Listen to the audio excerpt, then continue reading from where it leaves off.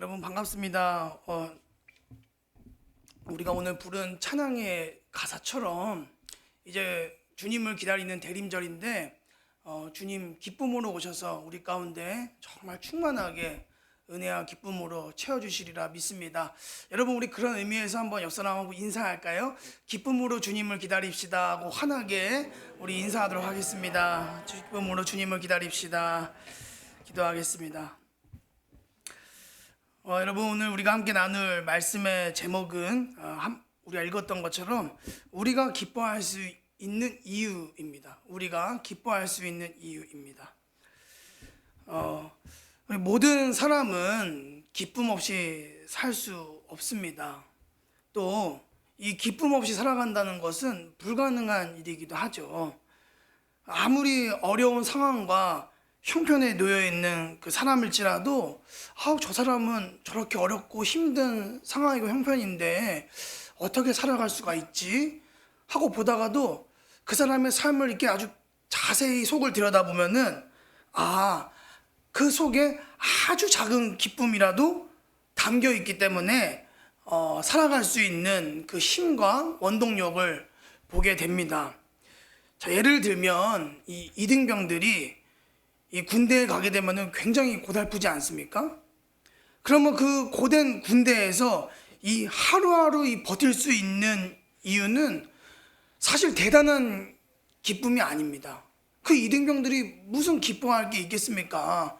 그냥 안 맞으면 감사한 거고 안 굴리면 감사한 거지. 근데 이제 그런 게 있어요. 이 주일날 되면은 종교활동 시간이 있거든요. 그 이제 종교활동 시간 되면은 각 종파마다 공통적으로 하나가 되는 게 있는데 예배나 뭐 집회를 마치게 되면은 이 간식 초코파이를 다 줍니다. 그러면 그 이등병들이 종교 뭐냐 물어보면은 처음엔 다 무교래요. 예. 근데 조금 신나게 되면은 다 기독교로 바꿔버리는 거죠. 네. 교회 가자면은 저 원래 교회 다녔습니다 하고서 가서 세례도 받고 이게 교회 다니는데 그 종교활동 시간에 그 교회에서 주는 그 초코파이 하나 받아와가지고 그 즉각 먹지도 못합니다. 그 선임병의 눈을 피해서 그 아주 야심한 시각에 화장실에서 맨 끝칸 문을 걸어 잠그고 숨죽여 가며 목이 턱턱 막혀가면서 그 몰래 먹는 초코파이 하나 때문에 얼마나 기쁜지 모르는 겁니다. 여기 웃으시는 분들은 다 경험이 있으신 분들이죠, 그렇죠? 근데 이제 그 맛이 안 나요, 그렇죠? 그 초코파이 하나 때문에 기쁨이 생기고 그 힘으로 그 고된 군대 생활을 이렇게 하루하루 버텨나가는 힘이 생기는 겁니다. 그만큼 우리에게 있어서 이 기쁨이라는 것은 너무나 중요한 것을 알 수 있습니다. 자, 그런데 오늘 우리가 읽은 이 빌립보서 4장 4절 말씀을 보면은 이렇습니다. 우리 좀 한 번 더 읽어볼까요? 4장 4절 말씀을. 다시 한번 읽어보겠습니다. 주 안에서 항상 기뻐하라. 내가 다시 말하노니 기뻐하라. 그러니까 기쁨이 너무나 중요한 거 알겠죠? 우리가 기쁨이 꼭 있어야 되고 기쁨은 우리 삶이 없으면 안 되는 건 다 알겠는데 그럼 도대체 어떻게 이 상황과 형편에 상관없이 항상 기뻐할 수 있겠냐는 것입니다. 우리가 보통 이런 얘기를 하죠. 기뻐할 거리가 있어야지 기뻐하지 않겠냐고. 무슨 기뻐할 일이 있어야지 웃는 신용이라도 하겠는데 지금 내 처지와 상황과 형편을 보면은 도저히 기뻐할 거리, 웃을 거리가 하나도 없다. 그렇기 때문에 나는 지금 기뻐할 처지가 안 된다. 이렇게 얘기들을 합니다. 그래서 사람들이 이제 이렇게 얘기합니다. 차라리 그 기쁨을 돈을 주고 살 수 있으면 참 좋겠다 싶을 정도로 사람들은 이 상황과 형편에 따른 기쁨을 얻는 것에 대해서 굉장히 힘들어하고 또 예민해하는 겁니다. 그래서 사람들이 그 기쁨을 어떻게 해서든지 돈을 주고 사려고 어떻게까지 합니까? 해외여행을 떠나고 골프를 치고 또 명품도 사고 외제차를 사고 지식을 쌓고 또 운동도 하고 좋은 집을 사고 또는 나한테 돈을 들이는 것이 아니라 나의 분신인 내 자식을 출세시키려고 거기다가 내 온갖 힘과 물질을 다 쏟아서 그 자식이 잘 되는 모습을 보고 내가 대리 기쁨을 만족해 하는 그런 일들이 많이 일어나는 것을 볼 수가 있습니다.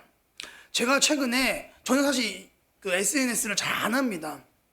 근데 어느 날 이렇게 그냥 우연히 이렇게 스크롤 하다가 깜짝 놀란 게 있었어요. 그게 뭐냐면은 어떤 사람이 그 벤츠 이렇게 차를 이렇게 딱 올려놓은 거예요. 그 배경을 보니까 어린이집 앞에 딱 세워놓은 거예요. 그래서 차를 샀나 보구나. 그랬더니 그 글을 쓴 거 보니까 이제 나도 내 아이 등원시킬 때 떳떳하게 기쁘게 등원시킬 수 있겠다. 이게 뭔 말이야 이게. 여태까지 어떻게 샀다 보니까 그 사람이 자신이 차가 벤츠가 아니어서 좋은 차가 아니어서 창피해서 그 아이의 어린이집 앞에 못 들어줬다고 하는 거예요. 그래서 참 야 진짜 꼴값이다 저거 진짜. 야 저렇게 기뻐할 일이 없어서 애한테 뭘 가르치며 살겠냐 했겠지만은 요즘 이렇게 사람들의 이렇게 추세를 보니까 그렇구나. 그 기쁨을 얻기 위해서 비싼 명품 외제차를 사서라도 기쁨을 얻고 그 명예를 얻고 행복을 느끼고 싶어하는 그런 감정들을 제가 보곤 했습니다. 그래서 여러분들도 사실은 뭐 여기서 우리가 해당되지 않는 곳도 있죠. 뭐 해외여행도 안 가고 골프도 안 치고 명품도 안 사고 또 뭐 좋은 차도 아니지만은 사실은 저와 여러분들도 그거를 안 해서일 뿐이지만은 우리가 이 기쁨이란 걸 얻기 위해서 지금도 일주일에 7일 동안 24시간 동안 숨 쉬지 않고 우리가 열심히 노력하고 하는 것이 다 무슨 이유입니까? 그렇죠. 크든 작든 간에 우리가 그 기쁨을 쟁취하기 위해서 얻기 위해서 하는 거 아니겠습니까? 자, 그런데 우리는 사실 다 압니다. 다 알아요. 무엇을 아냐면 하나님 외에 하나님 만드신 그 피조물 그 어떤 것도 사실 우리를 영원히 만족시키거나 완벽하게 만족시키거나 기뻐하게 할 수 없다는 것을 다 알고 있습니다. 그렇죠? 마치 아침 안개처럼 다음 날이면 그 기쁨이 어디론가 다 사라지는 것을 우리가 경험하는 거지 않습니까? 뭐 저희 아내 여기 안 앉아 있죠, 그렇죠? 네, 제가 이게 뭐 이게 좀 비싼 그 여자들에게 좀 가끔 몇 년에 한 번씩 가지고 싶은 뭐 옷이나 가방 있지 않습니까? 그러니까 저도 뭐 명품까지는 아니지만은 정말 이렇게 오랫동안 눈여겨왔던 이런 선물 사주고 나면은 자기는 더 이상 이제 안 바라겠다고, 더 이상 안 바라겠다고 그래가지고 그래 어떻게 사줬어요. 그래서 저는 이제 정말 얘기를 안 꺼내지 않았더니 한 일주일 지나니까 뭐라 하는지 아십니까? 입을 옷이 없어. 들 가방이 없다는 거예요. 네. 뭐 어쩌라는 겁니까 도대체 남편들은. 네, 정말 남편들은 진짜 도대체 어떻게 살라는 건지 모르겠습니다. 맞아요. 예, 아무리 그 좋은 가방인들, 옷인들 차를 갖다 줘 봐도 그거 한 하루 이틀 일주일 한 달이면요 정말 이게 언제 샀냐는 듯 아침 안개처럼 다음 날이면 그 기쁨이 어디론가 사라지는 것을 경험합니다. 예. 위험하죠 지금요? 네. 아슬아슬합니다 오늘 설교가. 그런데 이 기독교는요 사실 정말 우리에게 기쁨에 대해서 아주 단호하게 그리고 명확하게 이야기를 하는 그런 종교라는 것을 여러분 알고 계십니까? 우리가 늘 상황 형편에 매여가지고 기뻐할 수도 있다, 아니면 돈을 줘서라도 기쁨을 얻을 수 있다. 세상은 늘 다 우리에게 이렇게 얘기를 하지만 기독교만큼은 뭐라고 얘기하냐면은 그렇지 않다. 상황과 형편에 매이지 않더라도 돈을 주고 사지 않더라도 항상 기뻐할 수 있다 라고 아주 단호하고 명확하게 얘기를 합니다. 정말 그게 가능한 것인가?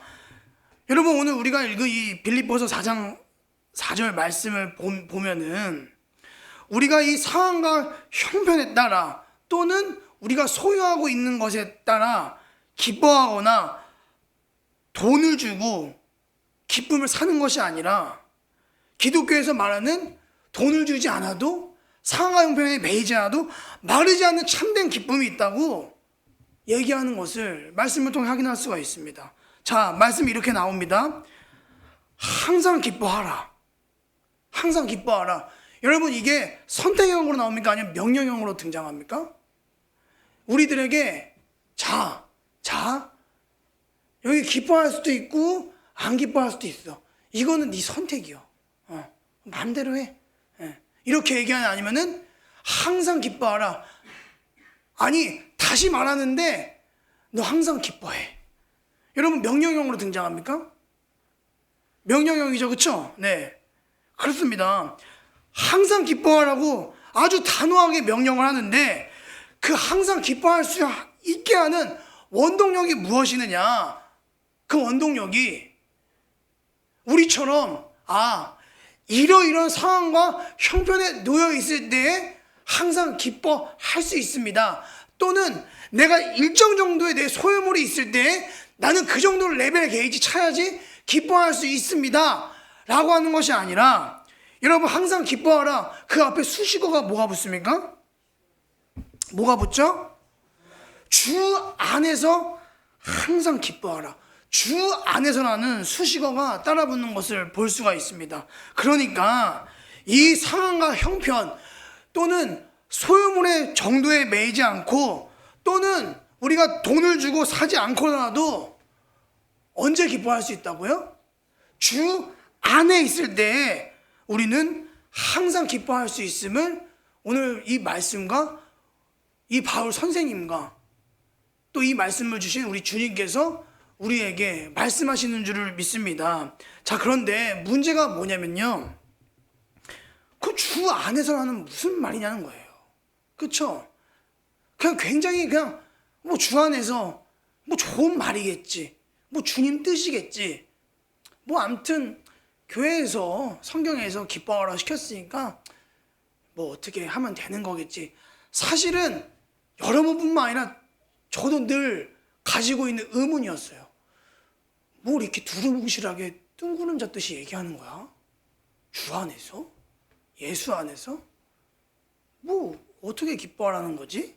네. 사실 명확하지 않거든요. 네.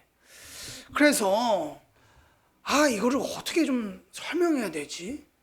어떻게 하면 저와 성도님들이 이 주 안에서 항상 기뻐하는 것이 정말 내 머리와 마음에 체득이 돼서 기쁨의 원동력이 될 수 있을까라는 마음을 가지고 말씀을 준비하는데, 여러분, 보면은 이 빌립보서 이 말씀을 이 직접 체험하고 쓴 바울을 통해 분명히 이 바울이 본인이 직접 체험하고 체득하고 정말 주 안에서 기뻐했기 때문에 자신 있게 쓴 말씀이 아니냐. 그래서 그렇지, 그 바울을 통해 주 안에서 라는 말이 무슨 의미인지 배우는 것이 가장 정확하겠구나 라는 거죠. 네. 그럼 여러분, 이 바울이 쓴 성경이 굉장히 많이 있습니다. 그리고 그 안에서도 이 기쁨과 즐거움에 대해서 많은 설명을 해놨는데, 그 중에서 우리가 이 로마서 말씀을 좀 한번 살펴보면서 좀 살펴보도록 하겠습니다. 여러분, 우리 로마서 5장 3절 말씀을 좀 함께 읽어보겠습니다. 5장 3절 말씀이에요. 네. 보이시죠? 네. 우리 한 목소리로 읽어보겠습니다. 다만 이뿐 아니라 우리가 환난 중에도 즐거워하나니 이는 환난은 인내를. 자, 여기서 보시면요, 바울이 분명히 즐거워한다, 기뻐한다는 뜻이겠죠? 그러니까 즐거워한다, 기뻐한다고 말씀하시고 있습니다. 그런데 그냥 즐거워하고 기뻐한다 하면 아무 문제가 없거든요. 근데 어떤 중에 즐거워하고 기뻐한다고 바울이 얘기하고 있습니까? 읽기 싫으시죠? 이거 앞에 있는 거? 그렇죠? 로또가 맞았습니까? 아니면 복권이 맞았습니까? 아니면은 부동산이 대박 났다고 얘기합니까? 앞에 무슨 수식어가 붙어 있죠? 환난 중에도예요. 예, 요것만 싹 지우고 싶죠, 그렇죠? 예, 환난 중에도입니다. 지금 이 바울이 말하는 이 환난은 뭐냐? 여러분 우리 북한 동포들 생각하면 됩니다. 우리 북한 동포들 이 예수 믿으려고 얼마나 많은 고난과 고초와 목숨을 잃기까지 합니까? 이 바울 선생님도 지금 이 환난 중에 있다고 하는 것은 무슨 환난이냐? 뭐 경제적인 어려움, 뭐 이런 육체적인 어려움도 있지만은 지금 이 바울 선생님께서 이 복음 전하기 위해 예수의 이름을 전하기 위해 매일 매 맞고 옥에 갇히고 매일마다 목숨이 왔다 갔다 하는 그런 절박한 아주 그런 환난 중에 있다는 것이죠. 그런데 이 환난 중에서 이런 환난 중에서 바울 선생님이 뭐라고 얘기하냐? 본인은 즐겁고 기쁘다고 얘기하는 것입니다. 여러분 좀 이상하지 않습니까? 저는 궁금증이 굉장히 많은 사람입니다. 성경 읽다 보면은 도대체 이게 가능한 거야? 아니 솔직히 바울이 하도 매를 많이 맞아서 정신이 잘못된 거 아니야? 저는 이런 생각 많이 했습니다. 예. 근데 성경을 뒤져 잘 보면요, 이 기쁨의 이유가 있구나라는 것이 있거든요. 우리 말씀 한 절을 더 읽어보겠습니다. 우리 그 2절 뒤에 있는 말씀이죠. 우리 로마서 5장 5절 말씀을 좀 함께 보겠습니다. 5장 5절 말씀 함께 읽겠습니다. 소망이 우리를 부끄럽지 않게 아니함은 우리에게 주신 성령으로 말미암아 하나님의 사랑이 우리 마음 가운데 부은 바 됨이니. 자, 바울이 매를 하도 많이 맞아가지고 정신이 어떻게 된 게 아니라 기쁨의 이유와 근거가 있는 것을 알 수 있습니다. 바울이 그 기뻐할 수 없는 상황과 형편, 그 환난 중에서도 불구하고 기뻐할 수 있는 이유는 무엇이냐? 바로 그 바울의 심령 가운데 성령님을 통해 폭포수와 같은 하나님의 사랑이 부어졌기 때문이다 라고 이야기하고 있습니다. 지금 바울이 무엇을 확신하고 있는 것이냐? 무엇을 확신하고 있는 것이냐? 사실 바울이 지금 내가 옥에 있고 매를 맞고 앞으로 이런 생활과 삶들을 내가 언제 그만두게 되고 언제 끝나게 될지 이 확신은 사실 바울은 잘 모를 거예요. 내가 숨 끊어지면 그때 그만하는 거겠지. 이런 확신이 있겠지만은 정확하게 이 매 맞고 이 환난당하는 확신이 언제 끝날지 모르겠지만 바울이 단 하나 정말 확신하는 게 있다는 것이죠. 그게 뭐냐? 하나님의 사랑이라는 거죠. 나는 하나님께서 하나뿐인 외아들을 포기하시면서까지 사랑하는 소중하고 존귀한 사람이다. 나는 어떤 상황에서도 밤이나 낮이나 집이나 감옥에서나 하나님의 사랑을 받고 있는 사람이다. 바울은 이 사랑에 감동하고 감격해서 환난당하면서도 기뻐할 수 있다는 것입니다. 기쁨의 원동력과 근원이 상황 한편에 있는 것이 아니라 변하지 않는 그 하나님의 무한하고도 무궁한 사랑에 압도되고 감격되어서 기뻐할 수 있었다는 것이죠. 사랑하는 하늘색 교회 성도 여러분들, 여러분 우리 모두 하나님의 사랑을 받는 너무나 존귀한 존재들인 줄 믿습니다. 여러분 하나님께서 우리에게 사랑한다, 너희들 많이 사랑해, 진짜 사랑해, 여러분 이렇게 말해도 우리가 감흥이 없지 않습니까? 그렇죠? 감흥이 없어요. 그래서 하나님이 니들 내가 얼마나 사랑하는지 모르지? 잘 모르겠지? 그럼 우리도 얘기하죠. 증명을 해보세요, 하나님. 증명을요.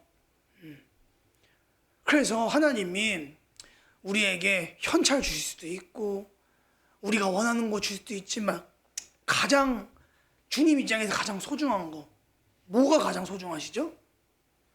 자신의 그 사랑을 증명하시기 위해서 하나밖에 없으신 그 외아들 우리 주님을 포기하실 정도로 우리를 사랑하셨다고 성경이 얘기하고 있지 않습니까?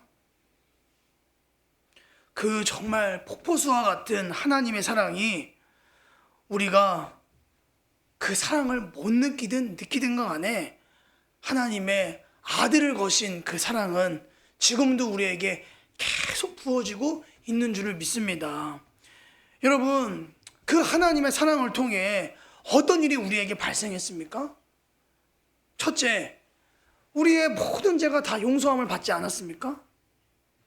돈을 주고 할 수도 없는 그 죄 용서함을 주님이 아들을 보내심을 통해 우리의 모든 죄를 씻기시고 다 용서하셨던 거 아닙니까?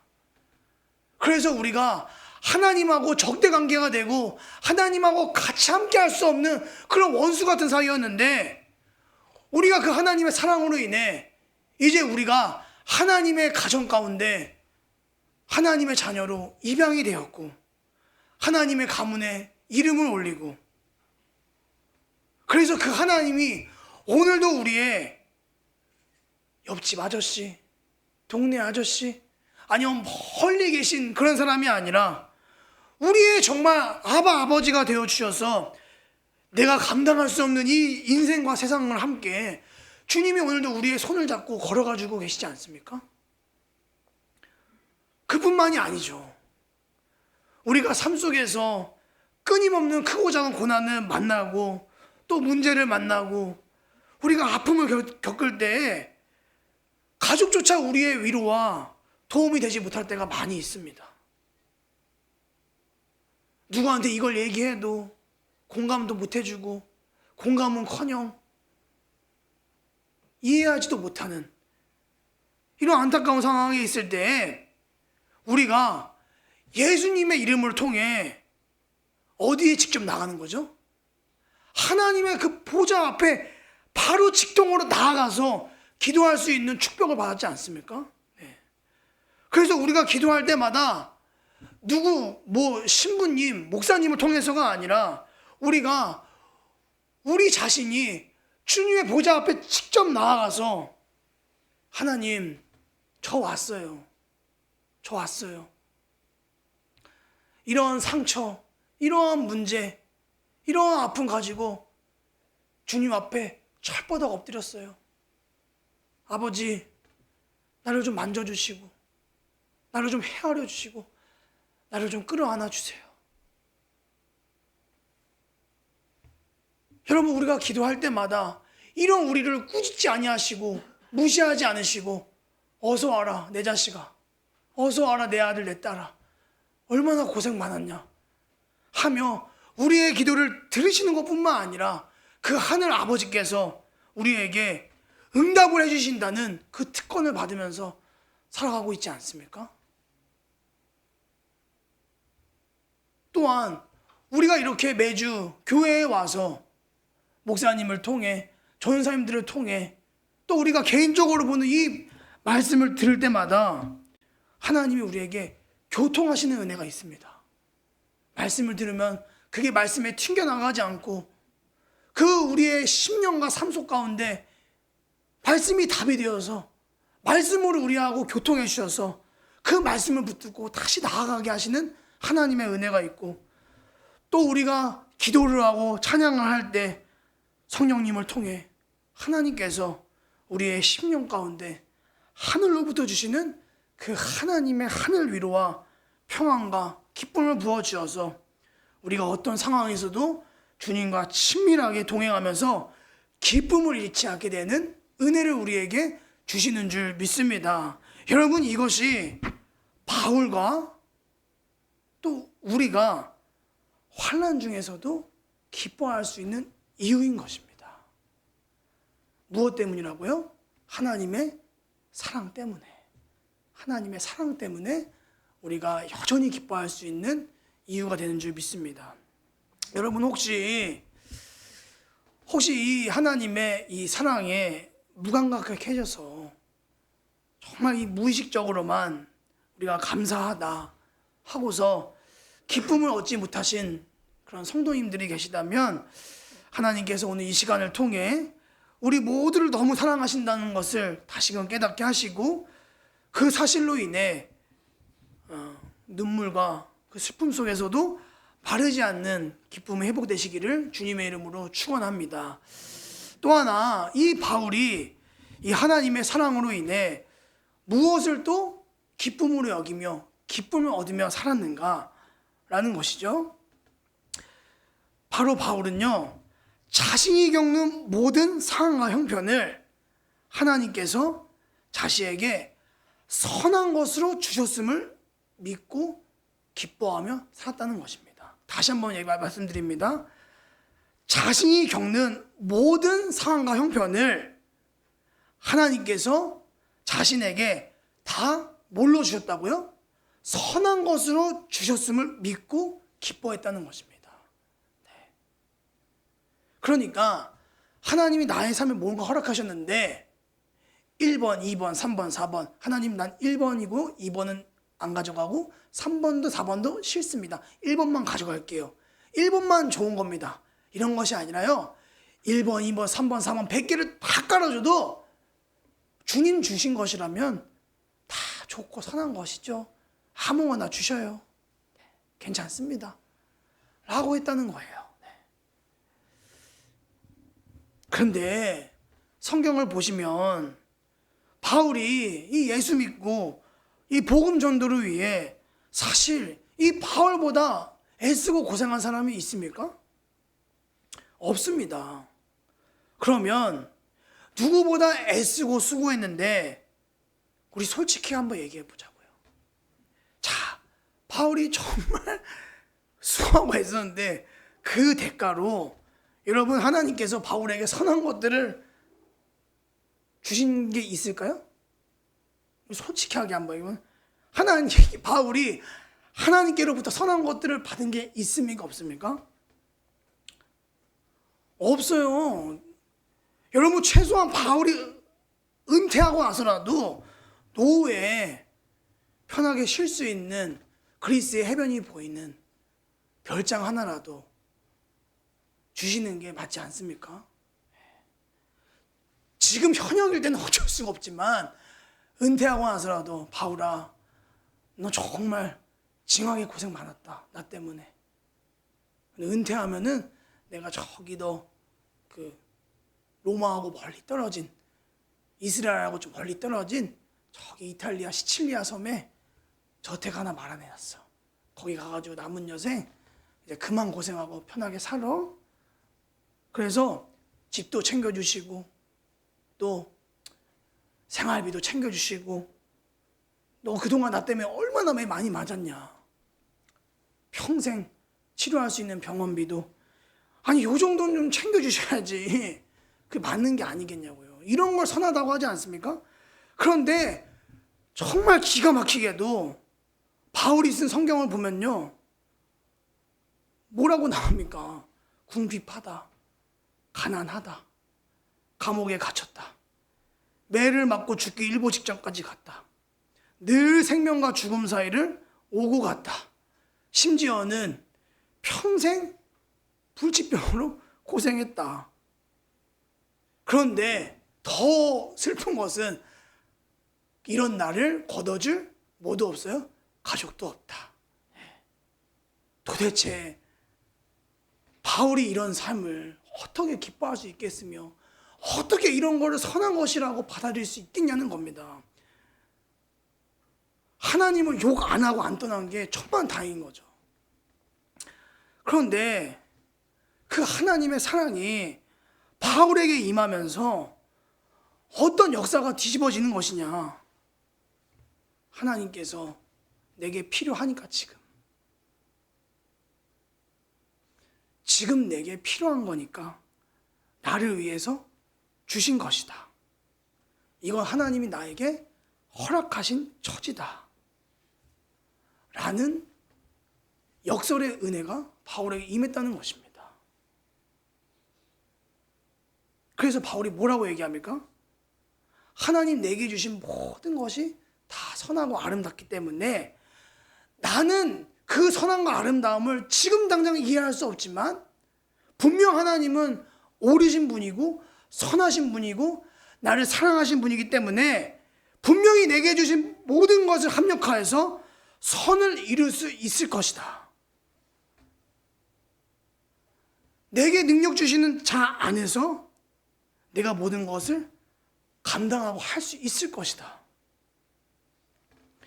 내가 때로는 예수 믿으면서 배고플 때도 있고 배부를 때도 있고 가난할 때도 풍족할 때도 있겠지만은 나 그냥 상관없어. 어떤 상황이든 간에 어떤 처지든 간에 나 다 만족할 수 있어. 예수를 믿고 하나님의 사랑을 믿고 받아들인 이 바울에게 모든 형편을, 모든 상황을 선하게 받아들이고 만족하고 크게 기뻐할 수 있는 은혜가 이 바울에게 임하였다는 것입니다. 제가 이 수련 목회자 전도사 때 있었던 일이 있습니다. 교회 권사님 한 분께서 당뇨가 너무 심하신 거예요. 너무 심하셨는데 이 당뇨라는 것이 당뇨 자체가 무섭지만 당뇨로부터 오는 합병증이 더 무섭다고 하는 거죠. 이 합병증으로 이 두 눈을 다 시력이 잃으신 거예요. 근데 어느 날 연락이 왔어요. 전도사님, 저 요양원 들어갈 것 같아요. 그래서 아니 그게 무슨 말씀이세요? 그랬더니 자녀들에게 짐이 되지 않으려고요. 그래서 굉장히 좀 이른 나이에 요양원에 들어가셨습니다. 이른 나이라면 뭐 30, 40대가 아니라 한 60대 이 정도에 들어가셨거든요. 이 교회에서도 평소에 누구보다 정말 신실하고 겸손하게 이 신앙생활을 하시던 분이고 또 교회에서도 이 권사님의 이런 치유를 위해 많이 기도하고 있었거든요. 그런데 이렇게 뜻밖의 정말 좀 이른 나이에 요양원에 들어가시는 것을 보고 교회가 모두 안타까워했었습니다. 그래서 제가 이제 한 2달에 한 번 정도 그리고 또 뭐 어떤 성탄절이나 명절 같을 때 이게 권사님을 뵈러 신방을 갔었거든요. 그럼 저는 이제 요양원 엘리베이터 타게 되면은 그 마음에 좀 무거운 짐이 있었어요. 뭐냐면은 얼마나 권사님 뵈면 얼마나 표정이 어둡고 슬프시고 암울하시고 그럴까? 그래서 이런 분에게 무슨 말씀을 전하고 기도를 해드리지? 하고 정말 이게 좀 부담감을 갖고 딱 갔는데 권사님 계시는 방문을 딱 열었거든요. 이제 권사님 저 왔어요 하고 이렇게 인사하는데 정말 정말 이 천사 같은 밝은 모습으로 전사님 오셨냐고 하면서 막 이렇게 눈이 안 보이지만은 얼른 이렇게 옷을 다 이렇게 여며 가시면서 깔끔한 모습으로 벌써 그 두유랑 다 챙겨 놓으신 거예요. 예. 그러시면서 정말 천사와 같은 모습으로 저를 반겨주시는 거예요. 그럼 이제 권사님 어떻게 지내셨어요? 하면서 보이지 않으시니까 좀 답답하시죠? 이렇게 여쭤보면 저도 사실 미안한데 물어보게 되면은 괜찮아요 전사님 하면서 오히려 저를 이렇게 다독여 주시는 거예요. 그러면서 저 눈이 보이지 않아도 지금 너무 행복해요 이렇게 얘기하시는 거예요. 그러면서 이런 얘기 하시는 거죠. 전사님, 하나님께서 나에게 이런 당뇨나 이렇게 눈이 안 보이는 이런 병을 주심을 통해 물론 왜 제가 안 속상하고 안 불편하고 왜 안 답답하겠어요. 예. 근데 지금 생각해 보니까요, 오히려 눈이 보이지 않아서 더 좋은 점이 많아요. 감사할 게 많아요. 왜냐하면 눈이 보일 때보다 눈이 안 보이니까 더 하나님을 간절하게 붙잡게 하셨고 더 하나님을 사랑하게 하셨어요. 그래서 눈이 안 보이는 지금이 오히려 하나님하고 더 가까워졌어요. 눈이 보였으면 하나님 말고 다른 TV나 핸드폰, 책, 세상 것에 더 눈이 쏟아서 하나님을 더 안 붙잡고 있을 텐데 눈이 보이지 않게 되니까 정말 하나님을 더 붙잡게 되는 그런 기쁨이 있더라고요. 그래서 오히려 눈이 보일 때보다 더 여기서 많이 찬송하고 기도하면서 행복하게 하나님하고 아주 가깝게 지내고 있답니다. 라는 이런 간증을 하시는 걸 봤습니다. 여러분, 왜 권사님이 제 앞이시니까 눈물을 안 보이시고 우울했던 티를 안 내시는 거죠? 왜 하나님을 원망하지 않으셨겠습니까? 우리 권사님도 바울처럼 그 젊은 시절에 누구보다 신실하게 교회를 사랑하고 영혼을 사랑하고 가족을 사랑하셨는데 이렇게 눈을 멀게 하신 하나님이 왜 어찌 원망하지 않으셨겠어요?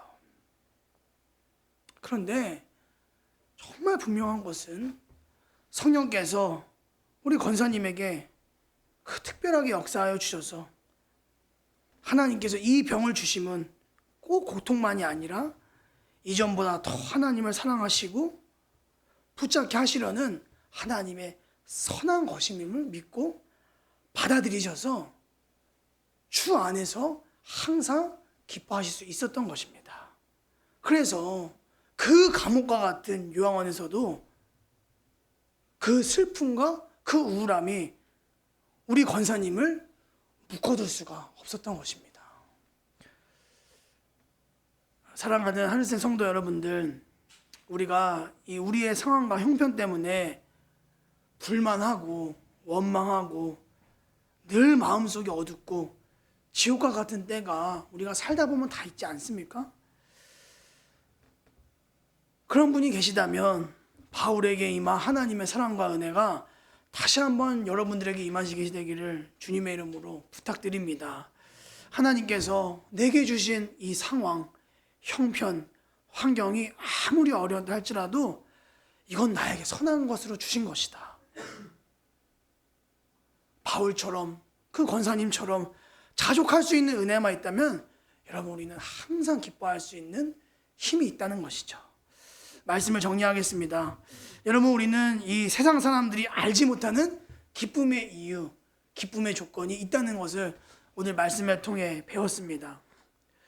만약에 정말 이 세상이 탄핵이 되고 계엄이 떨어지고 이 세상이 살 수 없을 정도로 망가지고 다 무너져 없어진다 할지라도, 또는 내가 가지고 있는 소중한 것들이 다 없어지고 빼앗긴다 할지라도 우리는 그 누구도 빼앗길 수 없는 기쁨의 조건을 가지고 있습니다. 그것은 바로 주 안에서, 하나님의 사랑 안에서 기뻐할 수 있고 모든 상황과 모든 조건을 믿음으로 받아들이고 그 다음 기뻐하기로 선택하시면서 여러분, 오늘부터 또 내일부터 펼쳐지는 여러분들의 사소한 일상, 그리고 정말 중요한 일상 가운데 하나님 내게 맡겨주신 것이고 허락하신 것이고 선하게 주신 것들인 것을 믿음으로 받아들이고 기쁨으로 발걸음을 걸어 나가시기를, 그럴 때마다 하나님께서 항상 기뻐할 수 있는 은혜를 주시기를 주님의 이름으로 간절히 축원드립니다.